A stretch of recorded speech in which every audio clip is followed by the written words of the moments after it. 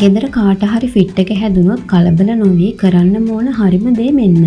කටට යකඩ කෑලි දාන්න නම් එපා. අපේ සමාජ කාට හරි පාරමැද හෝ ගෙදරදි ෆිට් එක හැදලා ගැහෙන්න ගත්තම අපි දකින සුලභම දේ තමයි වටේ ඉන්න අය දුවලා ගිහින් යකඩ කෑල්ලක් යතුරක් හෝ හැන්දක් හොයාගෙන ඇවිත් අර මනුස්සයාගේ කට බලෙන් ඇරලා ඔබන්න හදනවා. කටට යකඩ දැම්මම හොඳ වෙනවා කියලා අපි හිතන් හිටියට ඇත්තට මේකෙන් වෙන්නේ ලෙඩාට තවත් කරදරයක් වෙන එක විතරයි කියලා දන්නවද? අද අපි කතා කරන්නේ ෆිට් එක හැදුනම ඇත්තටම කරන්න ඕන විද්‍යාත්මක ක්‍රම ටික ගැන. අංක 1 කටට මුකුත් දාන්න එපා.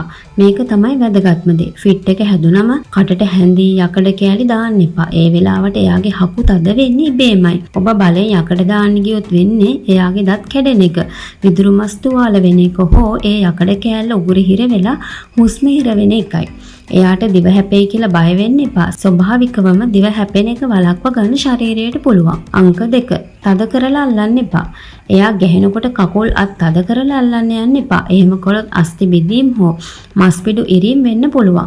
එයාට ගැහෙන්න ඉඩ දෙන්න. ඒකේ ස්නායු ක්‍රියාවලිය තද කරාට ඒක නවතින්නේ නැහැ.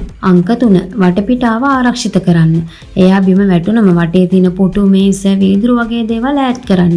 ගැහෙනකොට ඒවායේ වැදිලා තුවාල වෙන්න පුළුවන් නිසා. එයාගේ ඔළුවට කොට්ටයක් හෝ නවපු රෙදි කෑල්ලක් තියන්න. අංක 4 පැත්තට හරවන්න. ගැහෙන එක නතර වුණාට පස්සේ හෝ ගැහෙන අතරතුර වුණත් පුළුවන් නම් එයාව වම් පැත්තට හරවන්න. මේකෙන් වෙන්නේ කටේ තියෙන කෙල හෝ වමනය පෙනහළු වලට යන එක නවතින එක. හුස්ම ගන්න පාර පැහැදිලි වෙනවා. අංක 5 වෙලාව බලන්න. මේක ගොඩක් අය කරන්නේ නැහැ. ෆිට් එක පටන් ගත්තේ කීයටද කියලා බලන්න. සාමාන්‍යයෙන් විනාඩි 1ක් හෝ 2ක් ඇතුළත මේක ඉබේම හරියනවා. හැබැයි විනාඩි 5කට වඩා දිගටම ගැහෙනවා නම් එහෙම නැත්නම් එකපාරක් හැදලා සිහිය එන්න කලින් ආයෙ හැදෙනවා නම් අනිවාර්යෙන් ගිලන් රථයකට කතා කරන්න.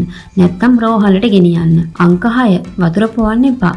සිහිය එනකන් හෝ ෆිට් එක තියෙන වෙලාවට වතුර පොවන්න උත්සාහ කරන්න එපා. සිහිය නැති වෙලාවට වතුර පෙව්වොත් ඒවා පෙනහළු වලට ගිහින් නියුමෝනියාව හැදෙන්න හෝ හුස්ම හිර වෙන්න පුළුවන්. ෆිට් එක කියන්නේ මොළයේ සිද්ධ වෙන කෙටි විද්‍යුත් වෙනස් වීමක් විතරයි. ඒක යකඩ දැම්මම හොඳ වෙන්නේ නැහැ. ඊළඟ පාර කාට හරි මෙහෙම වෙනව දැක්කොත් යකඩ හොය දුවන්නේ නැතුව එයාගේ ඔළුව පරිස්සම් කරලා පැත්තට හරවලා උදව් කරන්න. මේ පණිවිඩය ගොඩක් වටිනවා. ඒ නිසා හැමෝටම දැනගන්න ෂෙයා කරන්න.